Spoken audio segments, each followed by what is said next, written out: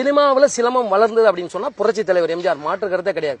இப்போ புரட்சி தலைவர் எம்ஜிஆர் வந்து உங்களுக்கு தெரியும், சிலம்பத்தோட உட்பிரிவுகள் அத்தனையும் பண்ணியிருக்காரு. தாயகாத்த தனைன்னு ஒரு படம் பார்த்தீங்கன்னா தெரியும்.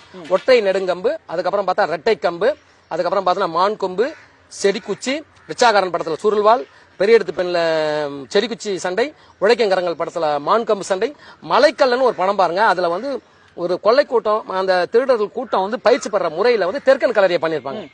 ஏன்னா இப்போ வந்து நம்ம சிலம்பத்தை வந்து திரைப்படங்கள் வாயிலாக நமக்கு காப்பாற்றி கொடுத்துறாருன்னா புரட்சி தலைவர் எம்ஜிஆர். நான்ல யாரும் மறுக்க முடியாது. முன்னோர்களுக்கு தெரியும், சிலம்ப சண்டை காட்சிகளை எல்லா படங்கள்லயும் பண்ணியிருக்காங்க. உழைச்சவங்க முன்னுக்கு கொண்டு வந்தவங்க. இப்ப சினிமாவில இருந்து இதை காப்பாற்றி கொடுத்த புரட்சி தலைவர் எம்ஜிஆர். புரட்சி தலைவர் எம்ஜிஆர் அவர் தான் காப்பாற்றி கொடுத்தார், சிலம்பத்தை வளர்த்தெடுத்தார். அவர் சினிமாவில் செஞ்சதை பார்த்து பல பேர் கத்துக்கிட்டாங்க. அவ்வளவு பல பேர் ஆசான்களா மாறினாங்க. அந்த ஆசான்கள் பல மாணவர்களை உருவாக்கணும். அந்த மாணவர்கள் எல்லாம் ஆசான்களா இருக்காங்க. நானும் வந்து புரட்சி தலைவராக உருவாக்கப்பட்ட ஒரு ஆசான் கிட்ட இருந்து நான் கத்துக்கிட்டேன் அப்படின்னு வச்சுக்கலாம்.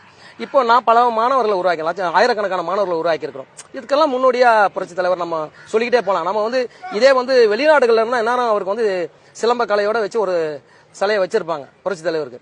ஆனாலும் இன்னைக்கு மக்கள் மனசுல இருக்காரு. இந்த படங்கள், திரைப்படங்கள் மறையாது. திரைப்படங்கள் இருக்கிற வரைக்கும் அவர் புகழ் இருக்கும். போகுது.